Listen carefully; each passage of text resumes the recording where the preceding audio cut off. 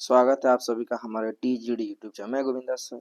आज हम लोग पढ़ेंगे 12th क्लास के पॉलिटी के चैप्टर नंबर 1। ठीक है, चैप्टर नंबर 1 के ऑब्जेक्टिव इस प्रकार से सभी विषय के हम चैप्टर वाइज ऑब्जेक्टिव क्लियर करा दिए हैं। आप हमारे यूट्यूब के प्ले लिस्ट पे आइए और आके वहाँ से अपना वीडियो देखिए और उसके उपयोगी बनाइए। मैं आपको बता दें, किसी भी एग्जाम का आप तैयारी करना चाहते हैं तो हमारे टॉप 10 क्लासेस से जुड़कर ऑफलाइन ऑनलाइन दोनों माध्यम से जुड़कर, ऑफलाइन की बात करते हैं टॉप 10 क्लासेस और ऑनलाइन की बात करते हैं टीजीडी क्लासेस, आप आराम से जुड़ के हमारे चैनल से लाभ उठा सकते हैं। किसी भी एग्जाम की तैयारी करें। ऑफलाइन की बात करें तो general batch, Bihar police, Bihar दरोगा, रेलवे, आप किसी भी एग्जाम की तैयारी कराते बिल्कुल फ्री में तैयारी कराते ऑफलाइन, एक भी पैसा नहीं लगता। ऑनलाइन में आपको सारी चीजें जो है मिल जाएगी, चैप्टर वाइज, बिल्कुल सीरीज वाइज है ना, बिल्कुल सीरीज वाइज है, एक एक चैप्टर करके पढ़ाया गया था। आप हमारे चैनल पर आए और लाभ उठाएं। ठीक है, तो चलिए हम लोग पढ़ते हैं चैप्टर नंबर 1 की पहला ऑब्जेक्टिव। ठीक है, ऑब्जेक्टिव पॉलिटिकल, राष्ट्र निर्माण की चुनौती में। ठीक है, चलिए पहला प्रश्न आपके स्क्रीन पे चल रहा है। उम्मीद करते हैं कि आपको ये समझ में आया बेहतर। तो आप हमारे सपोर्ट करिए, लाइक कमेंट शेयर करिए और अन्य दोस्तों के पास ही पहुंचाने का कार्य करिए। ठीक है, तो चलिए हम पढ़ते हैं पहला नंबर से। महात्मा गांधी भारतीय राष्ट्रीय कांग्रेस के संस्थापक कौन थे? भारतीय राष्ट्रीय कांग्रेस के संस्थापक कौन थे? तो ए ओ हयूम, क्या नाम था? ए ओ हयूम का 1885 में। भारतीय राष्ट्रीय कांग्रेस की स्थापना कब हुई? 1885 में, याद रखिएगा। तो कौन थे? ए ओ हयूम उनका नाम था। ठीक है, ए ओ हयूम। ठीक है, चलिए पढ़ते हैं अगला प्रश्न। दूसरा प्रश्न, इंग्लैंड का वर्तमान प्रधानमंत्री कौन है? इंग्लैंड का वर्तमान प्रधानमंत्री कौन है? तो इसकी बात करें तो इसका पुष्टि नहीं, क्योंकि उस समय की क्वेश्चन जो अभी इसमें से थे, इनमें से कोई नहीं। ऑप्शन नंबर डी बिल्कुल सही जवाब है। चलिए अगला सवाल, प्रत्यक्ष प्रजातंत्र देश में है। प्रत्यक्ष प्रजातंत्र किस देश में है? प्रत्यक्ष प्रजातंत्र किस देश में है? तो यानी कि राजाओं का जो है ना, जो प्रजातंत्र जो है उनका नियम जो चल रहा है, किस देश में है? तो आपको बता दें, अमेरिका में तो नहीं है, प्रतिनिधि चुन के जाते हैं, है ना। भारत में प्रतिनिधि चुने जाते हैं, जनता द्वारा प्रतिनिधि चुना जाता है ना, कि यही हमारे प्रतिनिधि रहेंगे, यही हमारे देश को, जैसे प्रधानमंत्री, मुख्यमंत्री, इस प्रकार से। नेपाल में भी हो गया है। तो कौन? स्विट्जरलैंड जो है ना, इसमें प्रजातंत्र देश के अंतर्गत आते हैं। ठीक, ऑप्शन नंबर सी बिल्कुल सही जवाब। ठीक, चलिए आगे सवाल पढ़ते हैं। अंग्रेज की फूट डालो और शासन करो की नीति निम्न में से किसको बढ़ावा दिया है? अंग्रेज ना हमारे भारत में बोला कि फूट डालो और शासन करो, तो किसकी बढ़ावा दिया? सोच के देखिए, ये चीज एक चीज मिलाइएगा आप। अगर आप में एकता ना है ना, तो समझ लीजिए कोई आएगा कुछ भी कह के चला जाएगा। अंग्रेज क्या है? अंग्रेज आया था व्यापार करने के लिए हमारे भारत में, व्यापार करते करते धीरे धीरे देखा कि भैया यहाँ तो लोग तो इतना ज्यादा एथी है, लेकिन ये लोग आपस में एकता नहीं, इसीलिए ना वो फूट डाल दी। तो बोला ना, फूट डालो और शासन करो, तो किसको सबसे ज्यादा बढ़ावा दिया था? तो आपको बात बता दूं, ये हिंदू मुस्लिम संघर्ष को ना ये तोड़ने का काम किया था, है ना। ये नंबर देखिए, जब दो जाति आपस में लड़ते तो तीसरा का फायदा होता है। यही तो हमारे नेताएं भी करते हैं। हमारे देश को तोड़ने में सबसे बड़ा जो है ना योगदान ही लोग का हाथ है। फूट डालो शासन करो, अपनी एसी के रूम में बैठे रहेंगे, आम जनता को लड़ा देंगे। आम जनता भी क्या है, लड़ेगी, हमारे नेताजी हमारे लिए ये बोले, हमारे नेताजी हमारे लिए ये बोले, ऐसी चीज। तो ऑप्शन नंबर ए बिल्कुल क्या है? सही जवाब है। चलिए ठीक है, अगला सवाल पढ़ते हैं। चलिए, महात्मा गांधी प्राण त्याग के समय निम्न में से किन शब्दों का संबोधन किए थे? कहने का मतलब है कि महात्मा गांधी की जब मृत्यु हुई, मर रहे थे, जब उनको गोली लगी थी नथुराम गोड्स के द्वारा, उनको जब गोली मारी गई थी, तो उन्होंने मरते समय कौन से शब्द की बात की थी? तो जय कृष्ण तो बोले नहीं थे, अल्लाह भी नहीं बोले, हे राम बोले थे। सी, ऑप्शन नंबर सी बिल्कुल सही जवाब है। महात्मा गांधी की मृत्यु होते समय यह अंतिम शब्द था हे राम। ठीक है, चलिए अगला सवाल, हैदराबाद का विलय की बात करते हैं। चलिए, क्वेश्चन नंबर 6 आपके स्क्रीन पे चल रहा है। हैदराबाद का भारतीय संघ में विलय किस प्रकार हुआ है?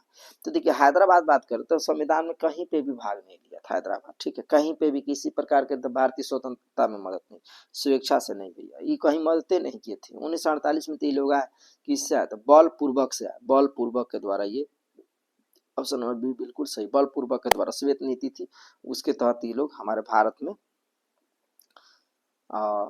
विलय किए। नहीं तो हैदराबाद तो चाहते थे ना कि एक अलग देश बने। ठीक है, चलिए अगला सवाल, भारत में भारत में सुदूर पूर्व क्षेत्र के पुनर्गठन किस संशोधन अधिनियम द्वारा किया गया है? प्रश्न संख्या 7 की जो बात करें, किस संशोधन द्वारा किया गया है? तो सबसे बड़ी बात है, भारत में सुदूर पूर्व क्षेत्र पुनर्गठन किस संशोधन के द्वारा किया गया है? तो ये आपको बता दें, ऑप्शन नंबर ए जो है 27वां संविधान संशोधन 1972 के अंतर्गत किया गया है। 27वां संविधान संशोधन 1972। ठीक, चलिए आगे सवाल बात करते हैं। उम्मीद करता है आपको समझ में आ रहा होगा। अपना नोट्स बना लीजिए, क्या कि एग्जाम के लिए काफी, क्योंकि देखिए ये सिलेक्टेड प्रश्न है ना। आप बहुत बच्चे होते हैं कि बहुत से बुकें खरीद लेते हैं, कहते हैं सर क्वेश्चन बड़ी आंसर गलती दिया है, मिसमैच हो रहा है, ये दिक्कत है, वो दिक्कत है। बहुत से बच्चे परेशान रहते थे, इसलिए वो सारी समस्याओं को दूर करने के लिए ना हम ऑब्जेक्टिव आपको चैप्टर वाइज पढ़ा रहे हैं। ये केवल 12 क्लास आर्ट्स का ही नहीं, 12 क्लास साइंस का भी ऑल्सो है, 10 क्लास का भी है, सभी विषय का चैप्टर वाइज है। आप हमारे यहाँ चैनल पर आके जुड़ के तो देखिए, है ना, देखिए लाइव भी चलता है क्लासेस। तो चलिए 8 नंबर सवाल की जो बात कर रहे हैं इस पे देखेंगे, है ना। द्विराष्ट्र सिद्धांत प्रतिपादन किस दल या संगठन से संबंधित है? द्विराष्ट्र सिद्धांत का प्रतिपादन किस दल या संगठन से संबंधित है? तो 8 की जो बात करें इसके देखेंगे, तो मुस्लिम लीग किस, ऑप्शन नंबर बी जो है बिल्कुल सही है। द्विराष्ट्र सिद्धांत का प्रतिपादन किस दल या संगठन से संबंधित है? तो मुस्लिम लीग से। किससे? मुस्लिम। 8 का ए जो है, सॉरी 8 का बी जो है बिल्कुल सही जवाब है। ठीक है, चलिए अगला सवाल। निम्नलिखित में कौन भारतीय संघीय व्यवस्था की विशेषता नहीं है? तो देखिए निम्नलिखित में कौन भारतीय संघ व्यवस्था की विशेषता नहीं है? तो 9 की बात जो कर रहे हैं वो समझेंगे।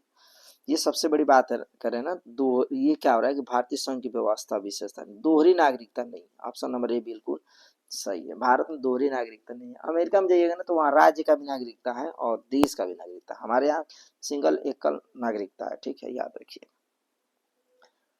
ठीक है, ऑप्शन नंबर ए बिल्कुल सही जवाब। चलिए आगे बात करते हैं, अगला सवाल।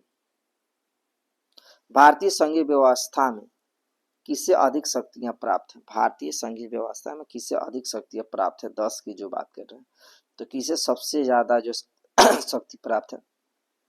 केंद्र को। केंद्र द्वारा ही ना सबसे बड़ी चीज है जो है, ये 7वीं अनुसूची में है। केंद्र जो है सबसे बड़ी चीज है, सबसे ज्यादा शक्ति इन्हीं को प्राप्त है, क्योंकि देश के अधिकार मालिक यही होते हैं। राष्ट्रपति के बाद इन्हीं का स्थान देखिए कि राष्ट्रपति के बाएं हाथ का काम कौन करते हैं? प्रधानमंत्री काम करते हैं। ठीक है, सर्वोच्च नागरिक तो राष्ट्रपति ही है, लेकिन राष्ट्रपति केंद्र सरकार ही सब कुछ व्यवस्था बनाता है। राज्य सरकार केवल राज्य के लिए होता है। अब भारत राज्यों का संघ है, इसका मतलब सूची 1 का तो भारत राज्य का संघ है। भारत में जितने भी राज्य हैं, 28 राज्य और 8 केंद्र शासित प्रदेश हैं, उस सबका अधिकार किसके? भारत राज्य सरकार का है। ठीक है, तो ऑप्शन ए बिल्कुल सही जवाब है। चलिए आगे बात करते हैं। नेक्स्ट प्रश्न संख्या, किस राज्य को हाल में विभक्त कर भारत के 29वें राज्य के रूप में तेलंगाना की स्थापना की? किस राज्य को मतलब तोड़ के 29वें राज्य के रूप में स्थापित की गई है? तो मैं बता दूं, आंध्र प्रदेश को तोड़ के 29वें राज्य की स्थापना की गई है। आंध्र तेलंगाना, है ना। तो ऑप्शन नंबर ए बिल्कुल सही जवाब। चलिए आगे प्रश्न पढ़ते हैं। केंद्र राज्य संबंध में प्रमुख अड़चने क्या रही है? केंद्र और राज्य के बीच में आखिर कौन सी ऐसी बातें हो गई जिसके लिए अड़चने चलती रहती है? तो 12 की जो बात करें इसमें से राज्यपाल की भूमिका बिल्कुल सही है, अनुच्छेद 356 बिल्कुल सही है, राज्य केंद्रता पर निर्भरता बिल्कुल सही है, यानी इनमें से सभी। ऑप्शन नंबर डी जो है बिल्कुल सही है। केंद्र में संबंध का अड़चने क्या रही है? तो सबसे बड़े राज्य की भूमिका के लेकर चलती है लड़ाइयाँ, आपसे मतभेद चलता है। 356 राज्य केंद्र पर निर्भरता रहता है। राज्य किस पे निर्भर रहता है? केंद्र पर। क्या आप उस राज्य को इतना धन दे दिया, हमें दिए ही नहीं, तो उस कंडीशन में जो होती है ना। अब यहीं पे देखो ना, बिहार में इतनी कंपनियां की गाड़ी चलती है ना, इतनी कंपनी की गाड़ी चलती है, लेकिन वही भी बड़ा कोई कंपनी हमारे बिहार में है? भारत में तो बहुत है, लेकिन बिहार में है सब? गुजरात में देखो इतना कम लोग हैं सब कुछ, फिर भी वहाँ कितनी कंपनी दी है रोजगार है। यहाँ बिहार में देखो एक भी रोजगार, बड़ी बड़ी कोई कंपनी या कारखाना नहीं, देख रहे हैं। तो ये चीज है, इसी के चलते। तो ऑप्शन नंबर डी बिल्कुल सही जवाब है। ठीक है, चलिए अगला सवाल पढ़ते हैं। सौराष्ट्र किस राज्य का अंग है? 13 नंबर सवाल की जो बात कर रहे हैं, सौराष्ट्र किस राज्य का अंग है? तो ये हो गया आपका ऑप्शन नंबर डी बिल्कुल सही जवाब है। गुजरात जो है बिल्कुल सही जवाब है। सौराष्ट्र किस राज्य का अंग है? तो गुजरात का अंग है। ठीक है, चलिए आगे बात करते हैं। अगला प्रश्न, संविधान के किस अनुच्छेद में केंद्र और राज्य के बीच विधायी संबंधों का उल्लेख है? 14 नंबर जो सवाल बात हो रही है इसमें जो है किसका, तो ये हो गया अनुच्छेद 245 से 255 जो है ये राज्य के विधायी संबंधों का उल्लेख किया गया है, यानी ऑप्शन नंबर ए बिल्कुल सही जवाब है। ठीक है, चलिए आगे बात करते हैं। अगला सवाल, बजट का संबंध किस पक्ष के साथ है? बजट का संबंध किस पक्ष के साथ है? 15 नंबर सवाल की जो बात कर रहे हैं, किस पक्ष के साथ है? तो 15 की जो बात कर रहे हैं वो होगा आपका ऑप्शन नंबर सी, आय और व्यय। ऑप्शन नंबर सी, बजट का संबंध किस पक्ष के साथ होता है? आय और व्यय, मतलब कितना आपने खर्चा किया या कितना आपने कमाया ये दोनों का आपको जवाब देना होता है, तो उसी को बजट कहा जाता है। ठीक है, चलिए आगे बात करते हैं। अगला सवाल, भारत में वित्त आयोग का कार्यकाल कितना का होता है? भारत में वित्त आयोग की जो कार्यकाल है वो 16 नंबर जो सवाल की बात करें वो कितना वर्ष का होता है? देखिए आपको बता देते हैं, राज्यसभा के ही केवल सदस्य संघ कार्यकाल 6 वर्ष का होता है, बाकी सबका 5 वर्ष का होता है, चाहे कोई भी हो। राज्यसभा को छोड़ के बाकी सबका 5 वर्ष का ही होता है, याद रखिए। राज्यसभा में सबका नहीं, जो राष्ट्रपति द्वारा मनोनीत किए गए होते हैं 12 सदस्य, उन्हीं की बात हो रही है, वो होते हैं 6 वर्ष, बाकी सबका 5-5 वर्ष का होता है। ठीक है, ऑप्शन नंबर ए बिल्कुल सही जवाब है। चलिए आगे बात करते हैं। नवोदित राष्ट्र का सबसे पहला कार्य कौन था? नवोदित राष्ट्र का सबसे पहला कार्य होता है 17 नंबर सवाल की जो बात कर रहे हैं वो होता है आपका राष्ट्र निर्माण करना। इनका क्या उद्देश्य होता है? राष्ट्र का निर्माण करना, मतलब देश को ना आगे बढ़ाना, अच्छे से गरीबी दूर करना, राष्ट्र का निर्माण करना। गरीबी दूर कैसे होगी? राष्ट्र बढ़िया निर्माण होगा तो सभी लोग एकजुट मिल के काम करेंगे, सभी लोग टैक्सेस पे करेंगे, कोई चोरी ना करेगा, काला धन ना रखेगा। अब क्या आज के दिन में देख रहे हैं बिहार में इतनी इतनी मतलब दुर्दशा हो रही है कि बिहार में सब कुछ है ना धीरे धीरे नष्ट होता है। बाढ़ तो आज तक बिहार में कंट्रोल नहीं हुआ। अब देखो ना, आरा में जवैनिया एक जगह है, वहां देख लो आप, उस वहां लगभग है ना 300-400 घर तबाह हो गए। लोगों की तो पूछ में मत करो, पूरा घर बना खून पसीने से करके बना, बड़ी बड़ी बिल्डिंग है, कितनी सारे लोग बर्बाद हो गए। तो ये चीजें हो गई। चलिए आगे बात, ऑप्शन नंबर ये बी बिल्कुल सही है। चलिए अगला सवाल, पंडित जवाहरलाल नेहरू प्रथम प्रधानमंत्री के रूप में शपथ निम्नलिखित में किस स्थान पर लिए?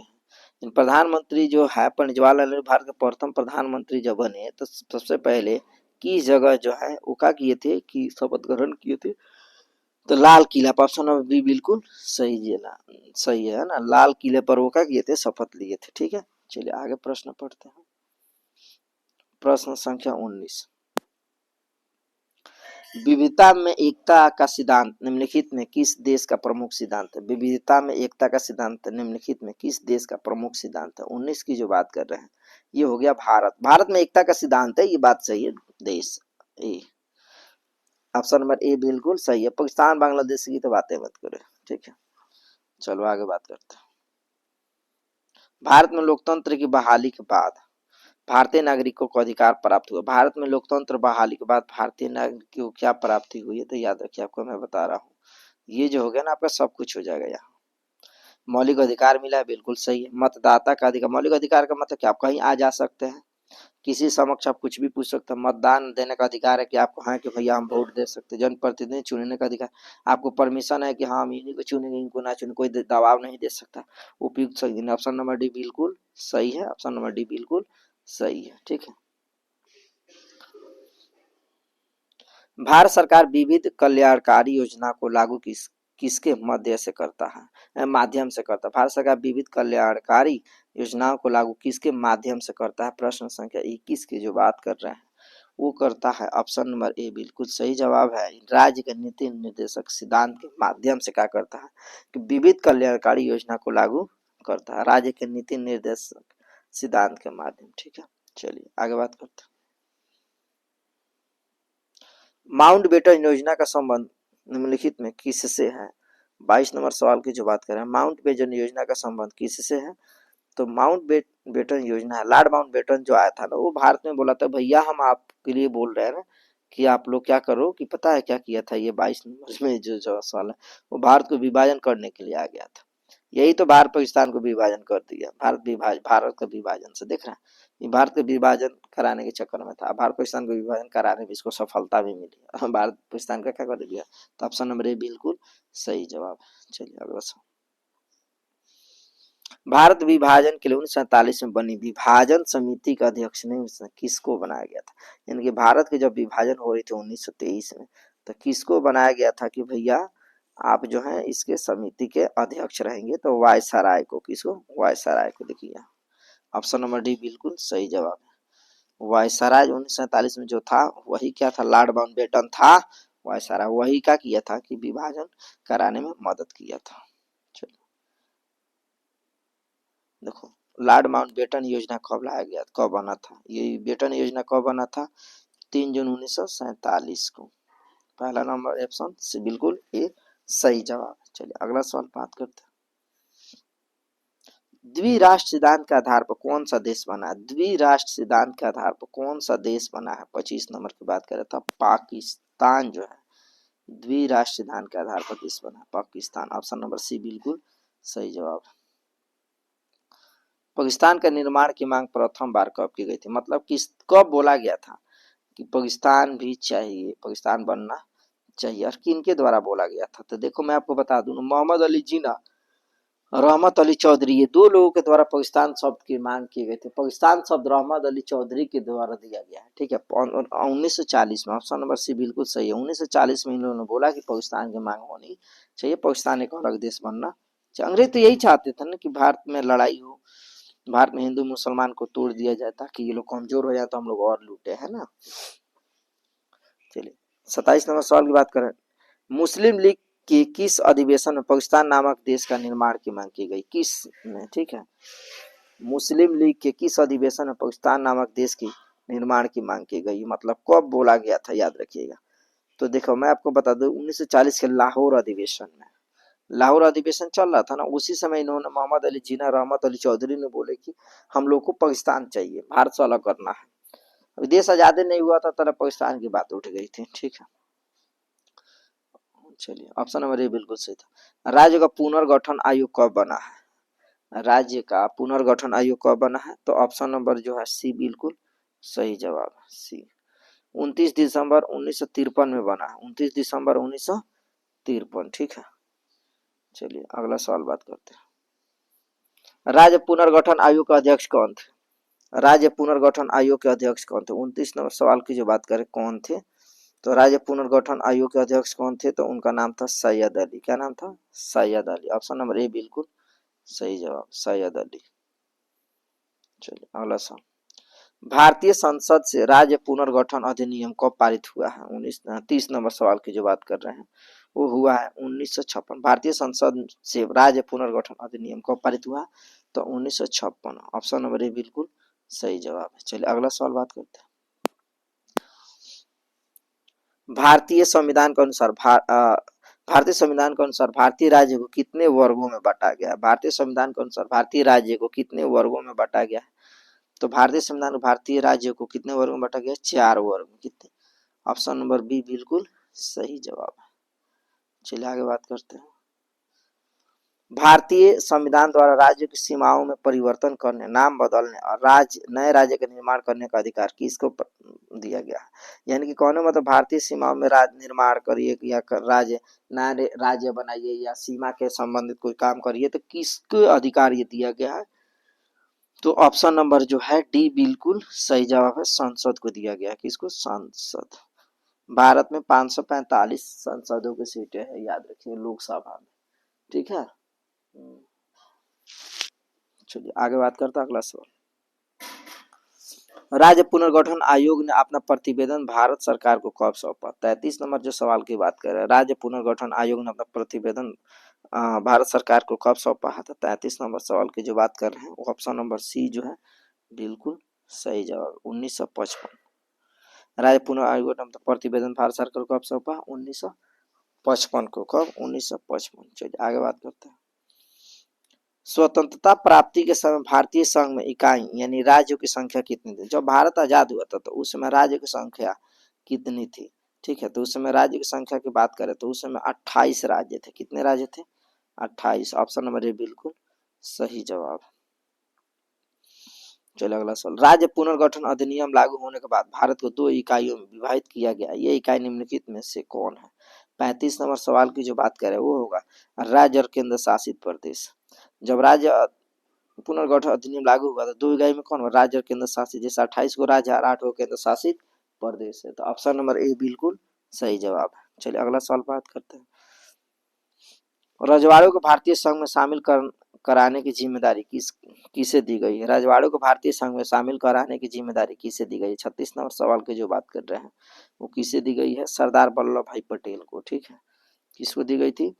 तो रजवाड़ा जो है ना भारतीय संघ में वो शामिल कराने की बात की, जितना राजा लोग है सब क्या कर दे भारतीय है ना नियम कानून के तहत काम करे, तो भारतीय वल्लभ भाई पटेल को द्वारा दी गई थी। ठीक है, ऑप्शन नंबर बी बिल्कुल सही जवाब। चलिए आगे बात करते हैं। स्वतंत्र भारत में प्रथम उप प्रधानमंत्री कौन थे? स्वतंत्र भारत में प्रथम उप प्रधानमंत्री कौन थे? तो वही आपके सरदार वल्लभ भाई पटेल, यानी कि ऑप्शन नंबर डी बिल्कुल सही जवाब। चलिए आगे बात करते हैं। अगला सवाल। स्वतंत्रता प्राप्ति के बाद निर्मित भारत सरकार में गृह मंत्री किसे बनाएगा? स्वतंत्र जब भारत आजाद हो गया था तो भारत सरकार में गृह मंत्री किसे बनाया गया था? 38 नंबर सवाल की जो बात कर रहे हैं वो सरदार वल्लभ भाई पटेल को ही गृह मंत्री बनाया गया। तो उसमें उप प्रधानमंत्री भी थे और गृह मंत्री भी बने थे। ऑप्शन नंबर बी बिल्कुल सही जवाब है। ठीक है, चलिए आगे बात करते हैं। अगला सवाल। भारत का लौह पुरुष निम्नलिखित में किसे कहा जाता है? भारत में लौह पुरुष किसे कहा जाता है? तो सरदार वल्लभ भाई पटेल को। ऑप्शन नंबर डी बिल्कुल सही जवाब। सरदार वल्लभ भाई पटेल को सरदार लौह पुरुष कहा जाता है, याद करिएगा। ठीक है, उम्मीद करते हैं आपको समझ में आ रहा होगा बाबू। ठीक है, और हमारे वीडियो को ज्यादा से ज्यादा शेयर करिए, अन्य दोस्तों के पास पहुंचाने का कार्य करिए, ताकि हमारे वीडियो है ना के लाइक कमेंट्स ज्यादा से ज्यादा प्राप्त हो। आपकी हेल्प की जरूरत है सख्त। ठीक है, चलिए बात करते हैं। निम्नलिखित में से किसे रियासत के शासक को निजाम के नाम से जाना जाता है? देखो, रियासत के शासक को निजाम के नाम से जो जाना जाता है वो मैं बता दूं, हैदराबाद के राजा जो था ना शासक, उसी का निजाम नाम था। और ये ठान लिया था कि हमको भारत में मिलना ही नहीं है, लेकिन 1948 में श्वेत नीति बलपूर्वक का हुआ, सैनिक बलपूर्वक के द्वारा ये मिल गया भारत में। 1948 से पहले कोई भी कानून व्यवस्था में किसी प्रकार का हैदराबाद मदद नहीं किया था। ऑप्शन नंबर ए बिल्कुल सही जवाब। हैदराबाद का भारतीय संघ में विलय कब हुआ? तो हैदराबाद भारतीय संघ के विलय की जो बात करें ना वो हुआ 19, आपको बता दें 1948 में। 47 लिख रहा है, 1948। ऑप्शन नंबर बी बिल्कुल सही जवाब है। ठीक, 1948 से मिला। चलिए अगला सवाल। मणिपुर रियासत भारतीय संघ में कब मिलेगा? मणिपुर जो है भारत में कब मिला? जब देश आजाद हो गया तो भारत में कब मिला मणिपुर? तो ये भी 1948 से मिला था, 1948। ऑप्शन नंबर सी बिल्कुल सही जवाब, मणिपुर। किस रियासत के राजा को प्रधानमंत्री कहा जाता था? किस रियासत के राजा को प्रधानमंत्री कहा जाता, मतलब कौन सा ऐसा राजा था जिसको उसको प्रधानमंत्री कहा जाता था? बताइए। वो था जम्मू कश्मीर के। कौन? Jammu Kashmir, Raja Hari Singh. Option number B बिल्कुल सही जवाब, राजा हरि सिंह को कहा जाता था। ऑप्शन नंबर बी बिल्कुल सही जवाब है, याद रखिएगा। ठीक है, चलिए। जम्मू कश्मीर रियासत भारतीय संघ में कब मिला? जम्मू कश्मीर भारत में कब मिल गया था? ठीक है, 44 नंबर जो सवाल बात कर रहे हैं वो 1948 में। 1948 में जम्मू कश्मीर के राजा हरि सिंह जो थे वो भारत को ना, भारत को लिख दिए कि भाई जम्मू कश्मीर भारत का हो गया। ठीक है, 1948 में। इसीलिए तो वहां पर 371 धारा लागू हो गया। लेकिन पाकिस्तानी जब चाहते थे कहते थे कि ना कश्मीर मेरा है, कश्मीर मेरा है ना। इस प्रकार से वो लोग बात करते रहते थे। चलिए आगे सवाल बात। जम्मू कश्मीर का भारतीय संघ में विलय किस शर्त पर हुई है? जम्मू कश्मीर भारतीय संघ में विलय मतलब जम्मू कश्मीर भारत में किस शर्त के तहत मिला है? 45 नंबर सवाल क्या होता है, जम्मू कश्मीर के स्वायत्तता के कारण किस जम्मू कश्मीर के, ऑप्शन नंबर ए बिल्कुल सही। अपने स्वयं उन्होंने भारत को क्या कर दिया था, जम्मू कश्मीर को दे दिया था, राजा हरि सिंह लिख दिए थे सेना को, ठीक है, कि आज से भारत का अधिकार रहेगा। चलिए, भारतीय संविधान के किस अनुच्छेद के तहत जम्मू कश्मीर को स्वायत्तता प्रदान की गई, किस अनुच्छेद के तहत दे दी गई थी, तो ऑप्शन नंबर ए जो है 370 धारा जो होता है इसके तहत, अनुच्छेद 370, ठीक है। चलिए आगे बात करते हैं अगला सवाल। आंध्र आंदोलन की मुख्य मांगे क्या थी, आंध्र आंदोलन जो थी उनको आखिर मांग क्या थी।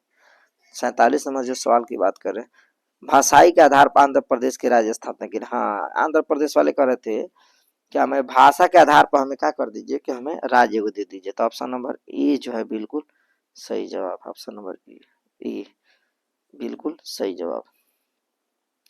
भाषा के आधार पर बनने वाला पहला राज्य कौन था, 48 की बात, भाषा के आधार पर बनने वाला पहला राज्य कौन था, तो आंध्र प्रदेश था, ऑप्शन नंबर सी बिल्कुल सही। यही आंध्र प्रदेश से जो अभी मैंने सवाल बताया कि वो कह रहा था कि मुझे भाषा के आधार पर राज्य बनानी है।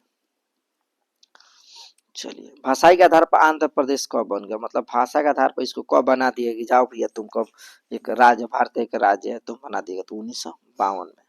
याद रखिएगा, आने वाला कल में अगर कोई कंपटीशन की भी तैयारी करना चाहते तो वो सबके लिए उपयोगी है, क्लास के लिए तो है ही लेकिन उसके लिए भी उपयोगी है, इसलिए मैं चाह रहा हूँ कि आप मन से पढ़िए, नोट्स बनाइए बढ़िया तरीके से, ठीक है।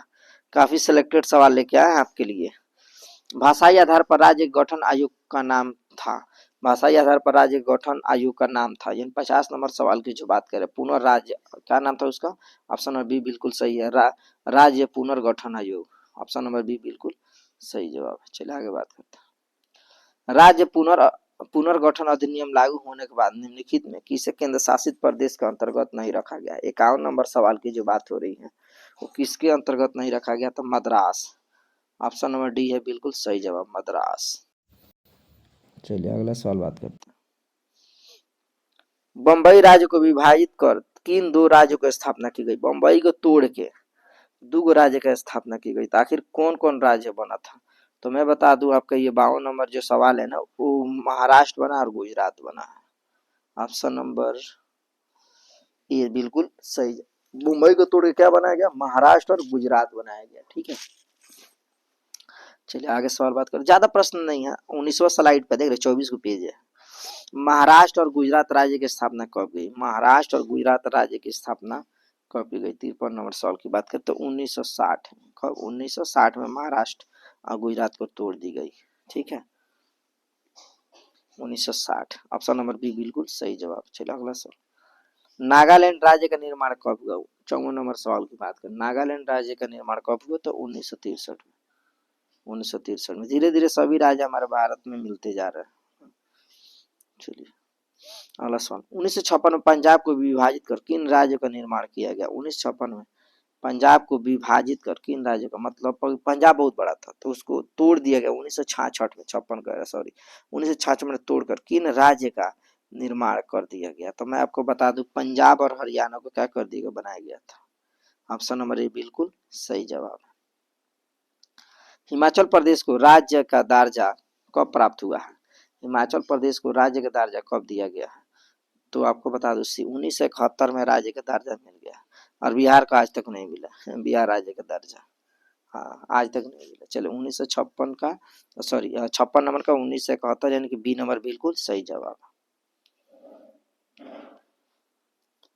प्रथम भारतीय स्वतंत्रता संग्राम कब हुआ, प्रथम भारतीय स्वतंत्रता संग्राम कब हुआ, 57 नंबर की बात करें तो कब हुआ, तो ये 1857 में, 1857 में भारतीय स्वतंत्रता संग्राम हुआ था, ऑप्शन नंबर ए बिल्कुल सही है। इसमें जितने राजा लड़े थे ना देश के लिए कोई लड़ाई नहीं था, सब लोग अपने अपने लिए लड़ा था, रानी लक्ष्मीबाई अपने राज्य बचाने के लिए लड़ी थी, सब लोग अपने अपने लिए लड़े थे, ठीक है। देश के लिए लड़ा होता ना तो एक दिन लड़ाई होती है, अब आज लड़ना कल लड़ना परसों लड़ना ऐसे करके लड़ाई होने से क्या कुछ मिलने वाला है कि नहीं। चलिए अगला सवाल, राज्य पुनर्गठन आयोग के विषय में कौन सा कथन असत्य है, मतलब कौन सा विषय जो है बिल्कुल गलत है, 58 नंबर की बात कर रहे हैं, तो आपको बता दूं ऑप्शन नंबर सी, भाषाई के आधार इसने भाषाई राज्यों के निर्माण के लिए सिफारिश की थी, नहीं ये बात गलत है, ऑप्शन नंबर सी बिल्कुल कोई सिफारिश नहीं किया था, ठीक है, सी नंबर सही है बिल्कुल।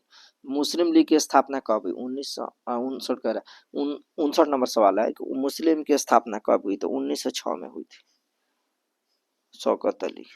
ऑप्शन नंबर बी बिल्कुल सही है। चलिए आगे बात करते हैं। अभी भारत में कुल कितने राज्य हैं? अभी भारत में 60 नंबर सवाल की बात कर रहे हैं, तो 28 गो राज्य है, याद रखिएगा, और 8 केंद्र शासित प्रदेश है।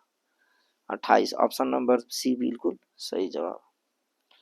भारत में कितने संघ शासित प्रदेश है? तो 8, ऑप्शन नंबर सी बिल्कुल सही जवाब है। 8 गो केंद्र शासित प्रदेश है जहाँ राज्यपाल का कानून चलता है। भारत में विविधता की एकता को विशेषता किसने बताई है? भारत में विविधता में एकता की विशेषता किसने बताई है? 62 नंबर सवाल की जो चर्चा कर रहे हैं वो होगा जवाहरलाल नेहरू। यानी ऑप्शन नंबर डी बिल्कुल सही जवाब है। चलिए, मैकमोहन रेखा कहाँ है? 63 नंबर सवाल की जो बात करें, मैकमोहन रेखा कहाँ है? तो मैकमोहन रेखा अरुणाचल प्रदेश में है। ठीक है, चलिए ऑप्शन नंबर बी बिल्कुल सही जवाब है। ये मैकमोहन रेखा पता है, भारत और पाकिस्तान की सीमा रेखा है, भारत और चीन की जो है सीमा रेखा है। ठीक है, चलिए अगला सवाल। कश्मीर में पश्चिम भाग में महाराजा हरि सिंह के खिलाफ बगावत किसने की थी? कश्मीर में पश्चिम भाग में महाराजा हरि सिंह के खिलाफ बगावत किसने की थी? 64 नंबर की जो बात करें, किसने किया था ये? तो मुसलमानों ने, पाकिस्तान के जो थे है ना, उन्हीं के द्वारा बगावत की गई थी। ऑप्शन नंबर सी बिल्कुल सही जवाब है। वही राजा हरि सिंह की बात हो रही है जो कश्मीर के राजा थे। कश्मीर के कश्मीर के भारत में विलय पत्र किसने हस्ताक्षर किया था? 65 नंबर सवाल की जो बात हो रही है, राजा हरि सिंह ने विलय पत्र हस्ताक्षर किए थे कि लीजिए आज के बाद भारत का अधिकार। 65 नंबर सवाल। चलिए आगे बात करें। सीमांत गांधी से किसे पुकारा गया? सीमांत गांधी किसे कहा गया है? 66 नंबर सवाल की जो बात हो रही है वो कहा गया है खान अब्दुल गफार खां को। यानी ऑप्शन नंबर सी बिल्कुल सही जवाब। चलिए अगला सवाल। ब्रिटिश भारत में रजवाड़ों की संख्या कितनी थी? जब अंग्रेज का शासन चल रहा था उस समय रजवाड़ा जो थी, कितनी संख्या थी रजवाड़ा की? तो बता दूं लगभग 565। ऑप्शन नंबर जो है सी बिल्कुल सही जवाब। 565 रजवाड़ा की संख्या थी। चलिए, आजादी घोषणा के बाद निम्नलिखित ने किस रियासत ने भारत संघ में विलय से इनकार कर दिया? आजादी के बाद भी किसने आखिर बोला कि ना हमको भारत में नहीं मिलना है? किसने? हैदराबाद ने बोला था, हैदराबाद, लेकिन बाद में मिल गया बलपूर्वक द्वारा। ऑप्शन नंबर ए बिल्कुल सही जवाब है, हैदराबाद। अगला सवाल। झारखंड छत्तीसगढ़ उत्तराखंड राज्य कब बना? झारखंड छत्तीसगढ़ उत्तराखंड राज्य कब बना है? 69 69 नंबर की जो बात कर रहे हैं, आखिर कब बना है? तो आपको मैं बता दूं, ये जो बना है 2000। ठीक है, 15 नवंबर 2000। ऑप्शन नंबर बी बिल्कुल सही जवाब है। चलिए अगला सवाल, लास्ट प्रश्न है ये। भारत को अपनी स्वतंत्रता के लिए बहुत बड़ी कीमत चुकानी पड़ी, यह किसने कहा? ये किसने कहा था कि भारत को अपनी आजादी के लिए बहुत बड़ी कीमत चुकानी पड़ी? तो वो कहे थे, ऑप्शन नंबर ए बिल्कुल सही है, की एम मुंशी द्वारा कही गई थी। ठीक है, तो इस प्रकार से हमारा होता है ये चैप्टर समाप्त। उम्मीद करते हैं आपको बेहतरीन समझ में आया। एक एक क्वेश्चन को एनालिसिस के माध्यम से मैंने बताया, तो आप वीडियो को ढेर सारा सपोर्ट करिए और ज़्यादा से ज़्यादा लोग तक पहुंचाने का काम करिए और हमें सपोर्ट करिए। ठीक है, उम्मीद करते हैं कि आपको समझ में आया होगा। आप कोई किसी भी एग्जाम की तैयारी करना चाहते हैं, हमारे यूट्यूब चैनल के प्लेलिस्ट पर आइए और वहाँ से आप बहुत सी वीडियोस पढ़ाया गया और आके वहाँ से आप पढ़िए। ठीक है, तो मिलते हैं फिर नेक्स्ट वीडियो में, तब तक के लिए बाय बाय। जय हिंद, जय भारत।